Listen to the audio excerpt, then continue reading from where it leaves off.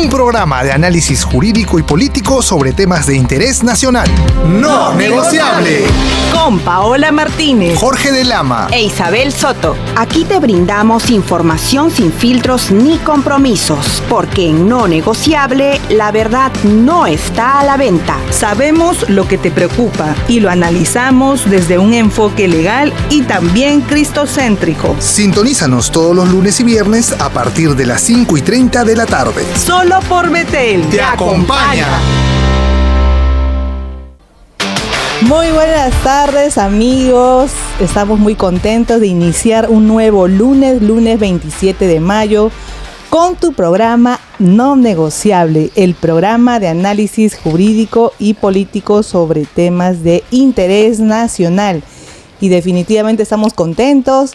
Ya estamos a puertas de nuestro cuarto mes al aire. Estamos felices de compartir todos los lunes y viernes de 5:30 a 6:30 con todos ustedes por la dial de Betel 100.1 FM, porque Betel te acompaña. Y como cada programa, doy pase a mis colegas, amigos y compañeros de batalla, Jorge de Lama e Isabel Soto. ¿Cómo están, Paola, Jorge? Muy buenas tardes, amigos. ¿De dónde te comunicas? ¿De dónde nos escuchas? ¿De qué parte de nuestro país? Sintonízanos, Betel 100.1 FM en Lima y en sus respectivos diales en las regiones del Perú. Esta tarde vamos a estar abordando un tema muy importante y como siempre tenemos una invitada especial, pero queremos escucharte, así que por favor escríbenos al WhatsApp 947-246-545. Repetimos, 947-246-545, que estamos atentos a tus comentarios y tus consultas. Jorge. ¿Cómo estás, Isabel? Qué gusto estar nuevamente con ustedes. ¿Cómo estás, Paola? ¿Qué tal? Aquí, amigos, dándole la bienvenida a una nueva edición de su programa No Negociable, donde le damos una perspectiva jurídica y política a los asuntos de interés nacional, pero en un marco cristiano. Así que, sin más que decirles, empecemos. Así es, amigos. El tema del día de hoy es familia libre de violencia. Y en realidad uno puede prender la televisión o tal vez escuchar noticias también en la radio, como siempre acá por los noticieros de Betel Radio en los horarios de la mañana, o tal vez a través de las redes sociales o simplemente el periódico, y puede advertir que cobrador de combi o chofer rompió todas las lunas hace poco por la avenida Aviación, simplemente porque le miró mal o qué sé yo.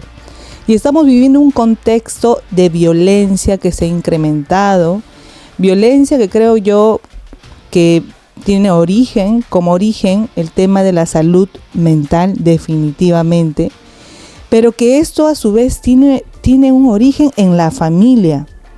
Y qué importante el tema el día de hoy que vamos a abordar con la especialista, porque cada día más se reportan actos de violencia en los colegios, en las universidades.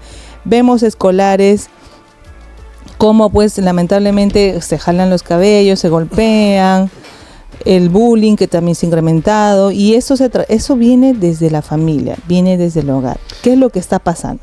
Paola, yo veo que el tema también pasa por una salud espiritual, ¿no? Porque el ser humano no es un ente meramente material, y normalmente cuando se legisla en el Congreso de la República, se legisla pensando que el hombre es un ser de una sola dimensión, ¿no? Material.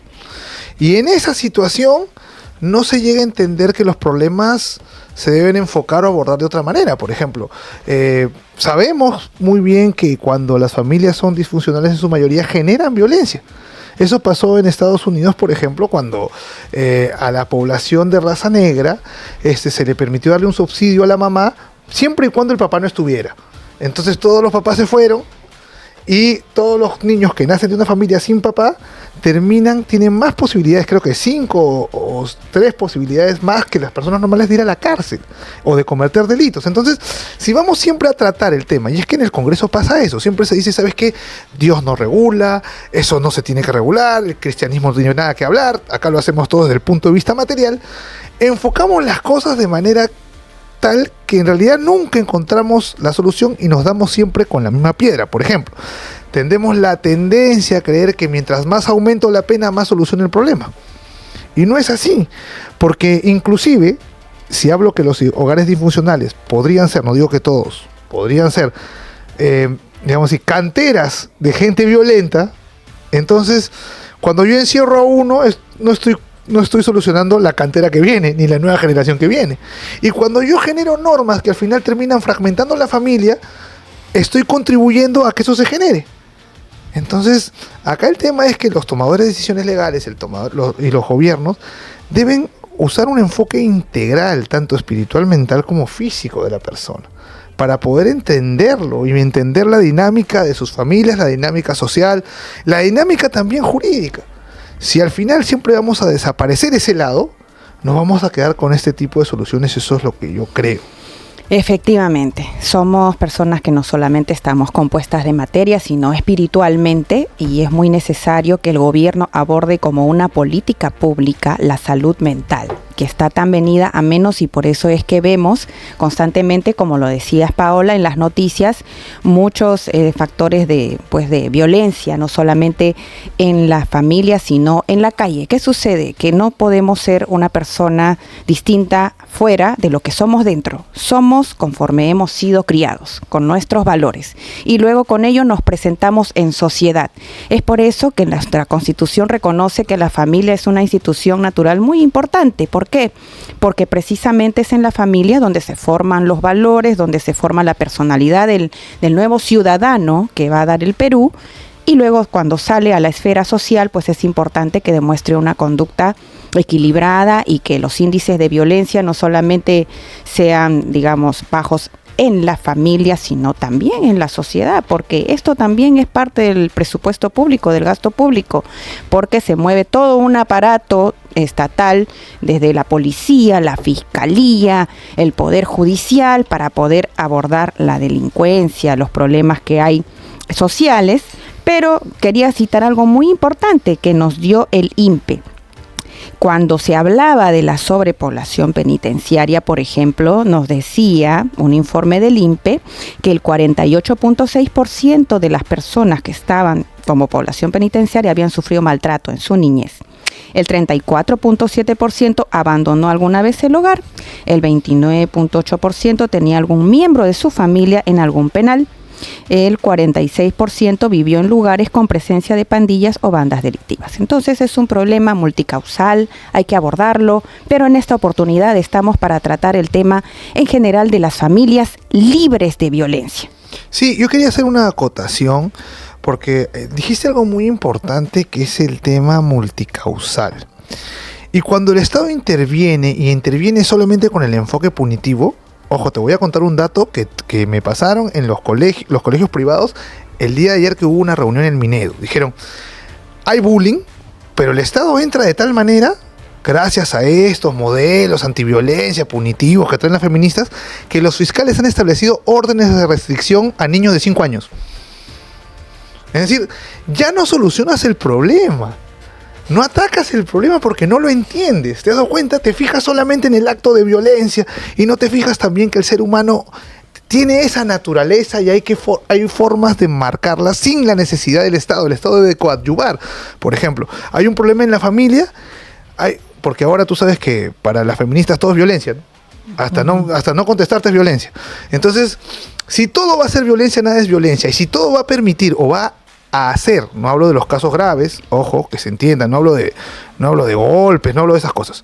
Si todo va a ser violencia y para todo va a intervenir el Estado, la que va a sufrir es la familia entera, porque se va a fragmentar y el Estado va a terminar al final asumiendo todas esas cosas. Así es, y como bien señalaban mis colegas, por ejemplo, hace poco recibí una llamada de un hermano de mi iglesia que me decía que la vecina le había denunciado porque supuestamente él estaba ejerciendo violencia contra su menor hija. ¿Y qué es lo que pasaba? La niña ya de por sí es un poco malcriada y no quiere que se le corrija, y entonces ni siquiera se le ha, digamos, corregido como debe ser. Nosotros como cristianos sabemos que es necesario la corrección, pero en este caso la niña pues lloraba de una forma que parecía para el vecino que le estuvieran pegando. Tampoco, entonces intervino la policía y todo lo demás, y él explicaba que ni siquiera se le da el tipo de corrección a la forma de cómo ella expresa su llanto y su dolor. Pero ya por eso ya todos pensaban que estaba ejerciendo un tipo de violencia. Entonces, ahí viene también justamente la pregunta de nuestra especialista del día de hoy. Pero primero vamos a presentarla. Ella es la doctora Fiorella Jaime Sascurra, abogada especialista en Derecho de Familia y conciliadora extrajudicial en Derecho de Familia. Doctora, usted nos ha estado escuchando lo que hemos estado comentando en relación a este tema y queríamos saber qué se entiende por violencia familiar, cuáles son sus diferentes manifestaciones, cómo se diferencia de otros tipos de violencia, porque lamentablemente estas ideologías han venido imperando y ya ahora, por lo menos por el lado de las feministas, todo ya es violencia. O el simple hecho de que un padre corrija a su hijo también ya es un tipo de violencia. ¿Cuál es el límite? ¿Nos podría explicar un poco más, por favor? Bien, primero, muchísimas gracias por la invitación. Vamos a estar señalando qué es la violencia, ¿no? Y la violencia es todo acto que se puede ejercer tanto físico, psicológico, sexual y también económico o patrimonial. Ante esa situación de la violencia familiar tenemos una ley especial, que es la ley 30364. Esta ley busca prevenir, erradicar y sancionar los tipos de violencia, primero contra las mujeres, ¿no? Luego contra los del grupo familiar. Y es por eso que yo puedo denunciar a mi exconviviente, a mi excónyuge, puedo denunciar al padrastro, puedo denunciar a la madrastra, ¿no? Existe esa familiaridad. Esa es la diferencia con cualquier otro tipo de violencia que puede ser de un vecino o puede ser de alguien en la calle que encontramos y se agredieron, ¿no? Por ejemplo, un cobrador de combi o un taxista. Es totalmente distinto esa violencia porque ya ello se va a abocar a una ley penal, pero mientras aquí tenemos una ley especial. Ahora, la ley 30364, ¿qué dice, no? Nos va a brindar unas medidas de protección.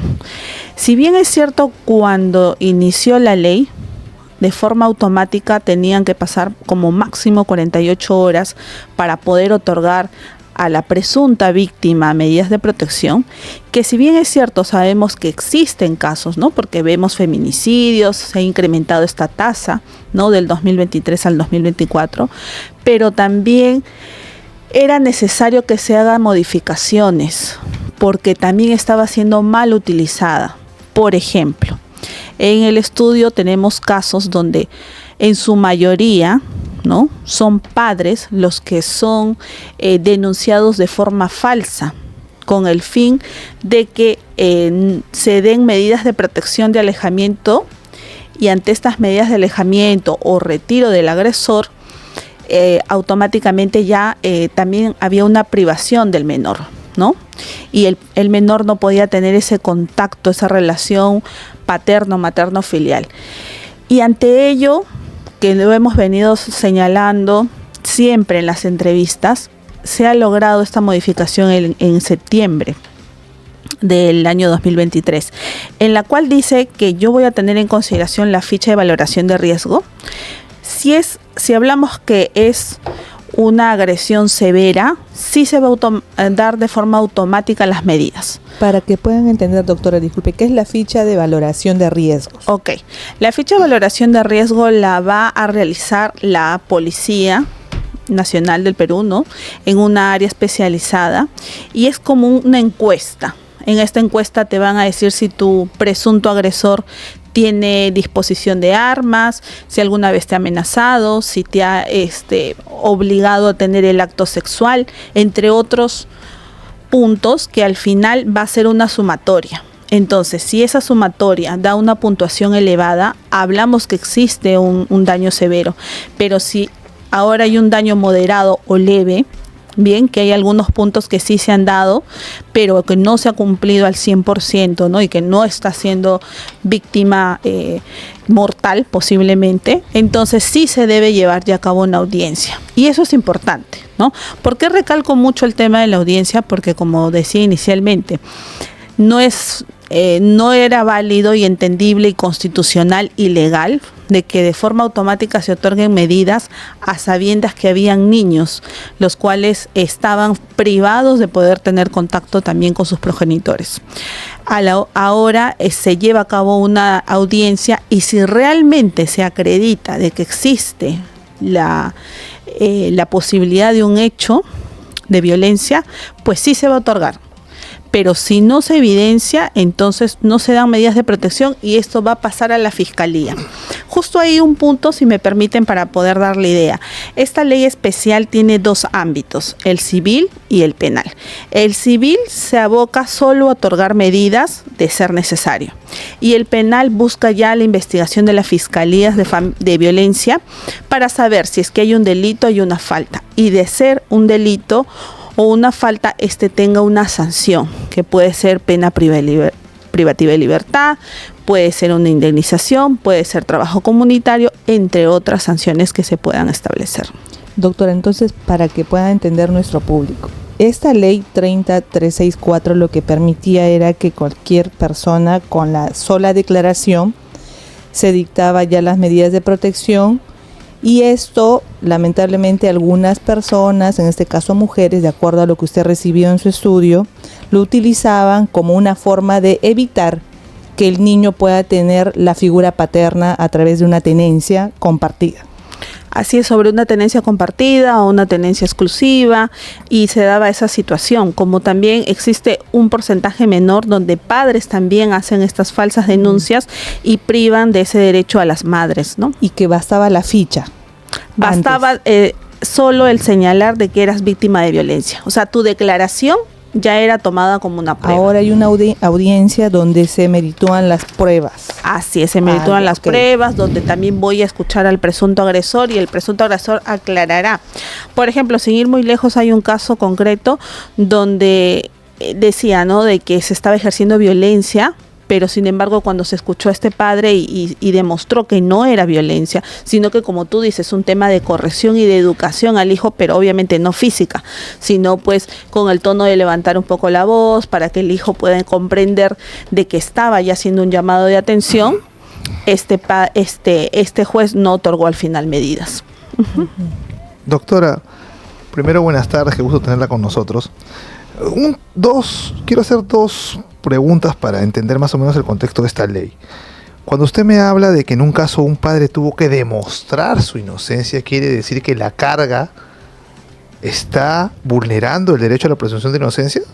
¿O la ley está configurada y la forma en cómo se está tratando parte de la idea de que hay un agresor que debe probar su inocencia, o me he equivocado y el término tal vez no era el correcto? Bien, de acuerdo a cómo está la ley, sí, porque él tiene la carga para poder demostrar colmo. Y acreditar. Inconstitucional, totalmente inconstitucional, un desastre. Y ante eso, por eso es que en el tiempo se han dado las modificaciones. Claro, pero ya arruinaron la vida a mucha gente. Lamentablemente sí. Y la segunda cuestión es que nos explique, por favor, dado que esta es una ley punitiva, porque yo no quiero decir que sea mala, porque siempre hay leyes que son punitivas, está bien que existan, no he dicho que en esencia sean malas por sí. Pero dado que es así, lo usual en el derecho, para que la gente entienda, es que las cosas en una ley punitiva sean bastante claras, ¿verdad? Así es. Entonces, ¿qué significa en su condición de tales? Que es algo que para mí no es claro, y soy abogado. Uh-huh. Y cuando hablamos de normas punitivas deben ser claras para la gente común, es decir, no para mí, que somos abogados, sino para aquellas personas que viven el día a día uh-huh. y que son los receptores de las normas. ¿Qué se entiende o qué debemos entender por en su condición de tales? Que me parece un término que en sí mismo no se deja entender de la sola lectura. Claro, cuando señala en su condición de tales, ¿no?, habla de que puede ser un niño, una niña, puede ser una persona con una discapacidad, un adulto mayor o una mujer. Si bien es cierto, esta ley especial es para los miembros familiares, pero en su mayoría, también, por ejemplo, cuando observamos la ficha de valoración de riesgo, hay preguntas que son de género.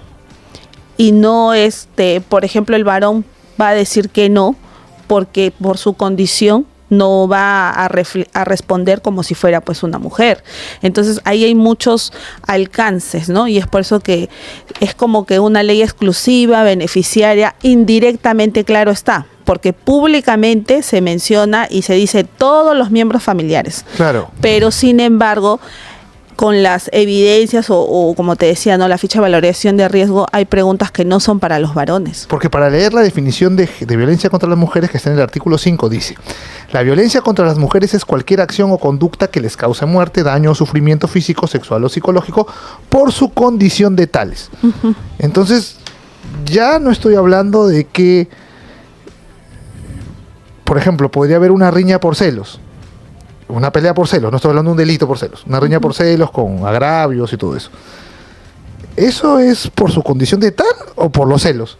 ¿Por la infidelidad o por los celos? ¿O por su condición de tal? ¿Es porque es mujer, porque es niña discapacitada o por los celos? ¿Por qué lo digo? Porque si creo una política pública para atacar un acto, tengo que identificar la causa del acto para después trabajar sobre ese acto. Eso es lo que pienso yo. Por ejemplo, claro, si fuera por alcoholismo, porque el papá es alcohólico, vamos a ponerlo así, entonces yo veo que el problema es el alcoholismo. No, obviamente se sanciona la violencia, eso no lo excusa a la persona, pero si yo coloco como por su condición de tal y solamente digo, todo daño que se hace a la mujer en la familia es por su condición de tal, no ataco, no tengo ni siquiera estadísticas de cuánto es por alcohol, cuánto es por drogas, cuánto es por tal actitud, y no podría saber dónde intervenir.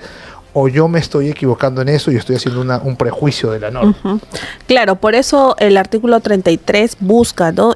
Ver los factores de peligrosidad, de víctimas, ¿no? Para poder con ello decir si esta mujer es víctima o no es víctima, ¿no? El solo hecho de ser una condición de mujer ya nos dicen como ser el sexo débil, ¿bien? Pero sin embargo, también se debe pensar en el varón en su condición. Y pienso yo, ¿no? Acá un alcance, y que también es algo que se ha venido intentando trabajar y llevar al Poder Legislativo, que al final es quienes van a dar las leyes o las modificaciones, es de que debemos de tener un Ministerio de la Familia. Porque si tuviéramos un Ministerio de la Familia, la perspectiva sería distinta. De conjunto. Y no sentiría el varón que está siendo, pues... excluido. Así es, ¿no? Discriminado, ¿no? Y que solo se está pensando en la mujer. Entonces diríamos, ¿por qué existe un Ministerio de la Mujer y no existe un Ministerio del Varón? Claro. Pero no está pensando el Estado en unificar, ¿no? Y sumar a que lo más importante son las familias. Claro, no hay ningún caso en que el hombre se le violente por su condición de tal. Pero no. Sí, para la ley, digo, para la ley, sí, no para claro, la realidad. No para la realidad. Yo también estoy de acuerdo que deben haber casos donde a una mujer se le violente por su mera condición. Uh-huh. No digo que no, porque sería ponerme en una situación de omnisciente de todo lo que se sabe en la realidad. Pero me parece raro que la ley no contemple que a un hombre se le pueda agredir por su condición de tal. ¿Por qué? Porque si vamos a hablar de estereotipos, habría un estereotipo, una norma cultural, como le gusta a la gente que habla de género, ¿no? Hay una norma cultural en la cual el varón no responde a una mujer. Hay normas culturales de ese tipo. Entonces, cuando el varón no responde a una mujer y la agresora es su mujer, no le responde, y ella, al saber que no responde, por ser varón y por tener esa carga cultural, lo golpearía en su condición de tal.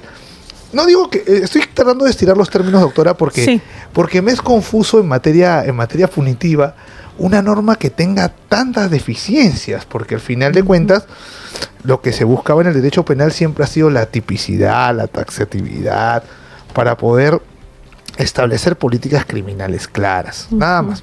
Okay. Doctora, muy interesante todo lo que está acotando, y es un placer también tenerla en el programa. Isabel Soto le saluda. Doctora, usted ha hablado de los diferentes tipos de violencia, ¿no? No solamente hay una violencia física, puede haber una violencia sexual, también ha hablado de una violencia económica. Digamos, en la actualidad sabemos que la violencia en realidad es violencia sin importar el sexo. Puede ser de parte de una mujer hacia un hombre o viceversa también. Pero hay un problema de raíz muy profundo en la ley 30364, dentro del artículo 3, en los enfoques, se habla del enfoque de género. y digamos que este perjudica directamente si es que hay un Ministerio de la Mujer que ve toda la parte rectora de la defensa de la mujer y la familia o la población vulnerable, que al contrario nos perjudica, porque como usted bien dijo, hubo un tiempo en que ni siquiera había audiencias para poder actuarse los medios probatorios. Entonces, digamos que esto debe haber perjudicado mucho a las familias, porque ya hay familias resquebrajadas, ya hay familias en donde el Estado se metió y digamos que se dieron las medidas de protección de manera indiscriminada, sin que haya una audiencia. Entonces, parece que este enfoque de género estuviera aún por encima, y es mi particular modo de ver, que los enfoques estuvieran dentro de la pirámide de Kelsen, encima por incluso de la Constitución, porque la Constitución ya habla de una igualdad ante la ley sin discriminación, claro. Es decir, que el hombre no debía de ser dejado aparte en este ámbito de aplicación de la ley de violencia familiar. Y sin embargo sí se hace porque este artículo lo permite, el enfoque de género, esta división y digamos la primacía de la defensa de la mujer en desmedro de los otros integrantes dentro de los cuales está el varón. Entonces, siendo así esta política pública sesgada, no podemos atacar la verdadera raíz de la violencia, y me permito recordar que en el derecho, por ejemplo, cuando estudiamos las leyes punitivas, hablábamos de cuál era el móvil, ¿no?, que motivaba la violencia. Pero ahora ya no se habla, y como bien lo dijo mi compañero, en vez de investigar los móviles que suscitan la violencia, dentro de lo cual puede haber un trastorno de personalidad o un tema de alguna adicción al alcoholismo, a la drogadicción, etcétera, se habla de una figura ideológica que es que se le ataca a la persona, llámese mujer, niño, por su condición de tal, dejando atrás lo que ya el derecho científicamente había probado, que eran móviles que causaban la violencia. Entonces, mi primera pregunta, doctora, es ¿a qué nos referimos cuando hablamos de violencia económica? Eso en primer lugar. Y en segundo lugar, como usted es especialista en este tema, ¿continúa vigente este enfoque de género en la ley 3364? Porque si continúa vigente quiere decir que está por encima de la Constitución, que habla de la igualdad ante la ley, incluyendo también los casos en que los varones pudieran ser violentados.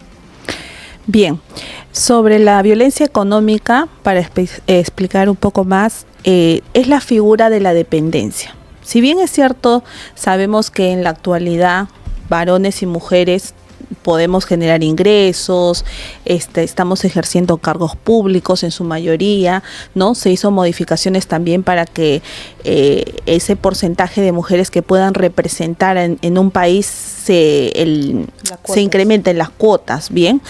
Todo ello, pero también existe, por ejemplo, en las zonas rurales o en provincias, que la mujer es quien se queda en casa, cría a los hijos, ¿no? Y es el varón que sale a trabajar, que trae el dinero. Ante esa figura es la violencia económica, porque se habla de una dependencia, ¿no? Como yo soy el varón y te doy a ti el dinero, tú tienes que hacer lo que yo te digo. O en el sentido de que la mujer, cada necesidad que tiene, ¿no? Falta aquello, quisiera comprar esto, está esperando que el varón le tenga que dar para que recién ella pueda comprar. Como esta es una ley que va a todo el Perú, entonces hay casos y hay lugares en los cuales sí se da esa violencia económica, ¿no? Y habla de esa situación donde que es el varón quien está limitando a la mujer bajo su condición de mujer, y a la cual hay que proveerle, y que ella tiene que estar siempre solicitando o esperando que sea el varón quien le dé, y que no pueda. Claro, ahí está él interpretando mal la norma civil del matrimonio, que dice que los bienes son de ambos, no solo de él. Claro. Pero por ello mismo, ¿no? O sea, ese es el enfoque que le está dando la ley ante esa violencia económica. Porque existen casos, sí existen casos, ¿no? Donde el varón, en su condición, en algunas situaciones es machista, ¿no? Y dice, no, tú tienes que seguir ahí, tú no puedes estudiar, tú no puedes salir adelante. Entonces la mujer se encuentra limitada, o simplemente pues obedece a lo que el varón quiere, ¿no? Doctora, y en cuanto a la segunda consulta, ¿sigue vigente el enfoque de género, tanto en la ley 3364 como en todas las demás leyes? Digamos, sí, anexas. Está vigente porque, como la misma ley dice, ¿no? Busca erradicar sancionar a la mujer, ¿no? En cualquiera de sus etapas, o sea, desde la niña, adolescente, adulta, adulto mayor. En cambio, no lo dice en el varón, en cualquiera de sus etapas. Solamente habla. Sí, lo dice específicamente la mujer. Claro. También una pregunta. ¿Por qué si esta ley busca erradicar y ha cambiado los conceptos, se ha puesto todo hacia ese lado, todavía seguimos teniendo cifras que la verdad muestran que no está dando resultado? Tal vez no es la ley, tal vez son otras cosas, la ejecución de la ley, no lo sé. ¿Usted podría darnos un alcance de por qué no está funcionando según su perspectiva? Bajo mi perspectiva, podría decir de que es muy evidente la diferencia que está realizando el Estado, ¿no? Entre el varón y la mujer. Cuando el varón percibe y se siente desplazado o siente que sus derechos no son defendidos, entonces subconscientemente, ¿no? Puede tomar represalias o puede sentir de que puede tomar poder, ¿no? Y hacer las cosas mal. Ese es el problema, ¿no? Por eso, como decía Paola, algo muy importante es la salud mental. Algo que no se está trabajando en nuestro país. Algo que si vemos en colegios psicólogos, son muy pocos los profesionales que tenemos en nuestro país. Psiquiatras especializados. Y ahora los han metido a todos a la educación, entonces ya con mayor razón ya no hay psicólogos. Así es una Doctora, carrera. Y además, disculpe la interrupción, los psicólogos que hay en el colegio se ocupan sobre todo de lo que son los problemas de aprendizaje. Lo sé porque soy mamá de 2 niños. Entonces, si ven algún tema de conducta, por supuesto que también alertan, pero sobre todo está dirigido a ver los problemas de aprendizaje, que también, digamos, es importante, pero también el lado de la conducta y las emociones del alumno, ¿no? Y con respecto a lo que decía Jorge, efectivamente, no solamente no está siendo efectiva esta política contra la violencia, en el caso, en general, del hombre, que estábamos diciendo, parece que estuviera discriminado o excluido, sino que la viceministra de la mujer, o bueno, quien fue, porque ya salió la anterior ministra Tolentino, había dado cuenta al inicio de año de la alta tasa de feminicidios que, por cierto, ya desde hace varios años aumenta. Por ejemplo, con respecto al año 2022, en el 2023 hubo 18 feminicidios más. Y este es un patrón que se viene repitiendo desde hace ya varios años. Es decir, no está funcionando al parecer ni siquiera esta ley 30364, porque los feminicidios vienen en aumento, doctora. No vemos una baja, sino más bien un alza.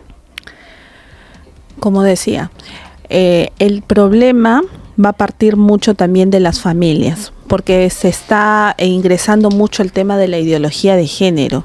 Están buscando atacar y dividir, ¿no? Cuando al contrario debería de unificarse, se está así dando esas diferencias y lo está permitiendo el Estado peruano. Ese es un llamado de atención en todo caso para nosotros, ¿no? Como sociedad civil, tomar acciones y buscar de forma que pues, se pueda lograr, ¿no? Cambios. Uh-huh. Así es, amigos, tenemos más preguntas, pero lo vamos a ver después de esta breve pausa. Estamos presentando No Negociable. Continuamos, amigo, con tu programa No Negociable. El tema del día de hoy es familia libres de violencia y queremos, por favor, que nos puedas escribir, puedes hacer tu consulta al 947-246-545 en relación a este tema. Y en el primer bloque estábamos hablando en relación a esta ley, el enfoque que tiene, que es un enfoque persecutorio en contra del varón, que lamentablemente hay un sesgo ideológico y que no viene ayudando en realidad a abordar la problemática de la violencia que existe en general en la familia, ya sea el hombre, la mujer, el niño, los abuelos, los ancianitos de la casa, ¿no? Lamentablemente tiene un enfoque ideológico de género, pero lo cierto es que no podemos negar y tampoco podemos decir que no existe violencia, porque sí existe violencia. Y para esos casos queremos ahora abordar este segundo bloque, consultándole a la especialista, la doctora Fiorella Jaimes Azcurra, que al finalizar ella va a estar dando su número de contacto para quien desee ponerse en contacto con ella a través de sus abogados que conforman su estudio jurídico. Doctora, queremos saber, por favor, para nuestros amigos que nos están escuchando, si ellos saben de un tema de violencia familiar. Recuerdo este caso de una señora en el norte que ella era testigo, pues, de que había una mujer que estaba siendo víctima de violencia por parte de su pareja, en este caso venezolana, y que, bueno, ningún vecino intervino. Y ella intervino y el hombre también le pegó a ella y le llevó a UCI y tuvo daño cerebral. Gracias a Dios, la señora está en el proceso de recuperación. Pero una persona que conoce, tal vez intervenir directamente físicamente les pone en peligro, pero ¿qué es lo que puede hacer la persona que toma conocimiento de un hecho violento contra una mujer, contra un hombre, contra un niño, contra un anciano? ¿Cuál es el procedimiento? ¿En qué entidad puede interponer la denuncia? ¿Existe algún requisito? ¿Necesita firma de abogado? No, por favor, en palabras sencillas y claras para que nuestro público pueda así entender. Okay. Bien, si ves violencia, tú puedes denunciar sin ser la víctima. Bien, esta ley permite de que si estás, por ejemplo, también en la calle y ves violencia, puedes llamar al 105. Y asimismo también existe la flagrancia, que es la detención dentro de 24 a 48 horas. ¿Puede haber arresto ciudadano ahí? ¿Puede haber un arresto ciudadano ahí? Sí, claro, es la flagrancia. Esta ley tiene flagrancia. Ahora, esta denuncia la podemos hacer ante una comisaría, la podemos hacer ante la fiscalía.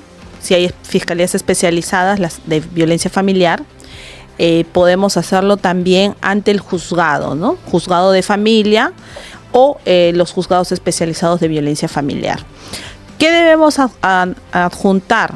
Evidencias, chats, videos, fotos, ¿no? De la violencia, audios también, donde está demostrado que tú eres víctima de violencia. Asimismo, también si hay testigos, estos testigos también los puedes presentar. Si, por ejemplo, hablamos de un padre, ¿no? Que lamentablemente ejerce violencia contra la pareja y contra los hijos, de la misma forma, esta ley especial también da medidas cautelares. ¿Qué son las medidas cautelares? Le va a dar la tenencia provisional a la madre, le va a dar una pensión de alimentos provisional. Bien, y con eso el presunto agresor aún, porque todavía hasta que no sea sentenciado y confirmado, tenemos que hablar de su presunción, él va a tener que cumplir, ¿no? Con pasar la pensión de alimentos. Ahora, esta ley también tiene el chat 100, la línea 100, donde también podemos hacer las denuncias, y también hay el SAU, que es el servicio de atención urgente, ¿no? Que va a arribar el caso al día siguiente, el cual siempre es acompañado de un psicólogo, un asistente social y un abogado, para que ellos también puedan ejercer la defensa y llevar a cabo, ¿no? Todas las diligencias posteriores. ¿Cuál era el nombre de esa? SAU. Es un programa que está en el Ministerio de la Mujer.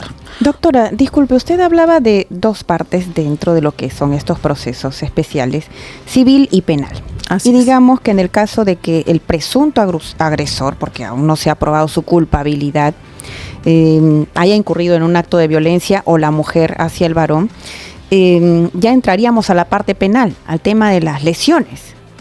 Así es.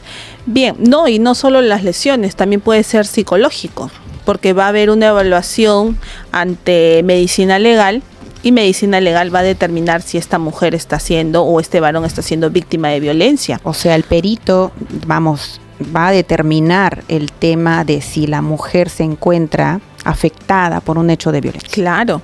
O el hombre. Si esta mujer la insulta, la menosprecia, pues obviamente hay violencia psicológica. Pero es bastante subjetivo, doctora, ¿cómo probar eso, verdad? Por eso está especializado el psicólogo, para mediante las pruebas que va a realizar, va al final darle un diagnóstico. Este informe va a decir si ella es víctima o no es víctima de violencia familiar. ¿Es psicólogo o es psiquiatra, doctora? El psicólogo. Ya. Es psicólogo. Ahora, hay casos en los cuales, como también señalaba, es conflicto familiar, ¿no? Donde hay diferencias, donde no se comprende la pareja, y obviamente se llega pues a una situación que se está ejerciendo una violencia, pero no como un agresor directo, ¿no? Psicológico, ¿no? Sino que Claro. de la situación, Ya, de ese contexto que se dio en Insultos mutuos, Claro. levantar la voz mutua, porque lo que usted está tratando de diferenciar creo que es...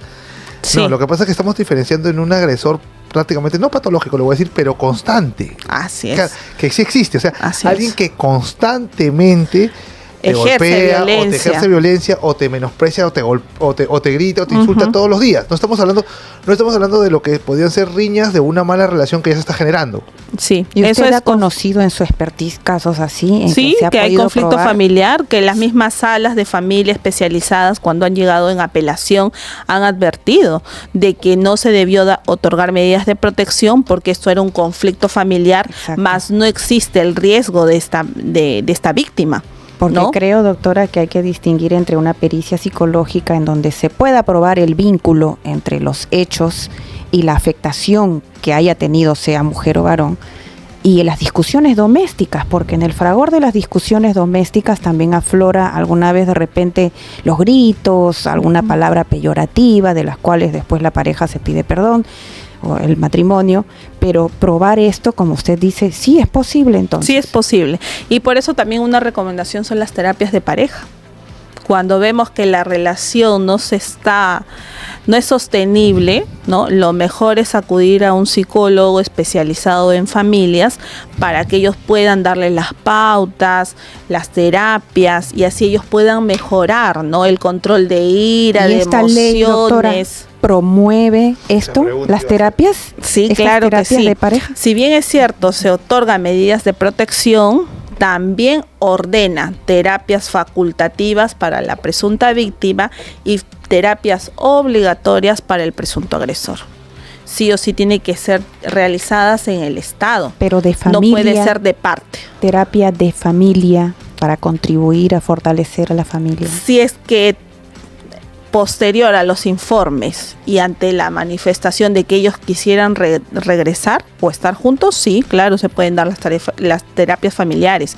Pero si hablamos que es complicado, ¿no? Ya no hay vuelta atrás y que lo mejor es la separación, entonces ya no son familiares, ya solo sería unas terapias a ellos como padres, porque también podemos hablar que existan casos donde hay menores. Una consulta, doctora. Nosotros hemos observado, por ejemplo, en algunos casos, yo por lo menos, no soy abogado de familia, pero algunos casos donde las sociedades intermedias, como la iglesia, los padres, la familia, intervienen en los matrimonios y ayudan a solucionar los matrimonios. Y creo que es mucho mejor que el Estado a veces, no digo que siempre, porque hay casos, ¿para qué? Hay casos donde definitivamente tiene que haber una sanción y una protección a la víctima, pero no sería bueno, no sé, en su experiencia, que la ley contemple de alguna manera, ya no sé cómo será la fórmula legal, que también la participación de esta sociedad intermedia, porque al final es un tejido social que si yo no lo sano lo rompo. Y digámoslo así, si se van a romper los tejidos sociales porque el Estado no tiene la capacidad, a veces creo que no la tiene, porque si no estuvieran muriendo tantas mujeres por feminicidio, si es que no tuviera esa capacidad, si tuviera la capacidad de tenerlo, porque podríamos terminar con un entorno familiar bastante fragmentado. Es decir, yo por ejemplo veo el caso, vamos a ponerlo de farándula que la gente ve, Melissa Klug y Jefferson Farfán. No ha habido violencia, pero están separados y una le está cobrando la pensión por Twitter. Entonces los niños que están ahí, los adolescentes que crecen en ese entorno, ¿cómo crecen? No creo que crezcan diciendo esto es una injusticia, no lo voy a hacer con mi hijo, sino al contrario. Yo veo cómo funciona esto y así funciona y genero esta dinámica. Entonces mi pregunta es, ¿usted cree que debería de alguna manera incorporarse en la ley o en algún otro dispositivo la intervención de estas sociedades intermedias o de estos organismos sociales intermedios como son la iglesia, la familia extendida y todo eso? Claro que sí, es un objetivo en todo caso que debemos de tener, porque al final es un trabajo en equipo, ¿no? Donde tienen que actuar los psicólogos, donde tienen que actuar los abogados, donde tienen que actuar las familias extensivas, donde tiene que también actuar la iglesia, sea católica, sea evangélica, sea cristiana. Cualquier iglesia tiene que tomar también acciones, y si todos trabajamos en equipo y pensamos, ¿no?, en el bienestar de las familias, la situación sería totalmente distinta, pero nos vemos en esta situación donde se está haciendo las diferencias y eso definitivamente no justifica, pero hace sentir una discriminación de forma directa al varón, pues, ¿no?